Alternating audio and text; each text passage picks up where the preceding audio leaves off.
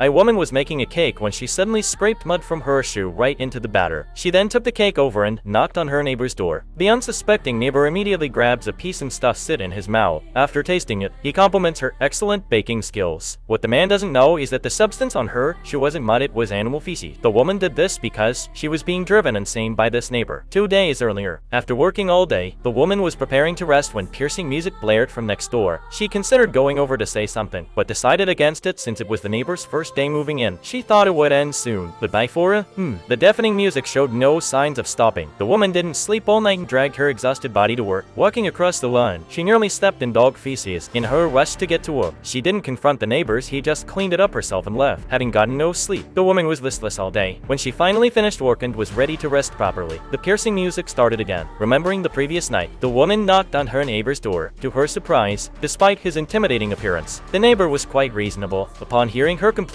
he immediately asked his friend to turn down the music and apologized profusely for his behavior. When the woman returned to bed, she quickly fell asleep. However, at 4 the neighbor's music woke her like an alarm clock, and this time it was even louder. Furious, the woman knocked on the door again, but this time, the neighbor attacked her with hostility. Something was clearly off with him. When the woman mentioned calling the police, the neighbor became instantly agitated and ordered her off his lawn. Faced with his rage, the woman rushed back home, seeing that the neighbor was mentally unstable. The woman called the police. However, they said this wasn't their jurisdiction, and that noise complaints required multiple neighbors to report together. Left with no choice, the woman grabbed her pillow and ran to her car. Sleeping in the park that night, at dawn, as she prepared to leave, a park ranger informed her that parking wasn't allowed. By coincidence, the ranger was someone who had pursued her when she was younger. The woman thought he might let her off, but the next second, he slapped a ticket on her windshield as if settling an old score. That evening after work, the woman approached other neighbors, hoping to get them to file a joint complaint, but they claimed they lived too far away to hear the music. Clearly, they just didn't want to get involved. Out of option, the woman went home to cook dinner. While chopping vegetables, she unconsciously found herself cutting to the rhythm of the music. After several sleepless nights, the woman decided to retaliate the next day. At dawn, while the neighbor was still asleep, she pulled out a lawnmower and started her revenge. But after just a few steps, she stepped in the neighbor's dog's feces. This time, the woman decided she couldn't take it anymore. She kindly made the neighbor a chocolate cake and, under the guise of apologizing, tricked him into eating it. She then bought noise-canceling headphones to completely block out the noise. But when she tried to sleep, she found that wearing headphones to bed was unbearably uncomfortable. Meanwhile, the neighbor had turned the music up to maximum volume. The water glass on her nightstand was constantly vibrating. Left with no choice, the woman resorted to an ancestral method. Her parents used to live next door, and she still had their key for emergencies. The next day, the woman waited by the window. As soon as she saw the neighbor leave, she quietly opened the door and slipped inside. She then took a knife and punctured countless small holes in the speakers before returning home. Satisfied, sure enough, that night no piercing music came through.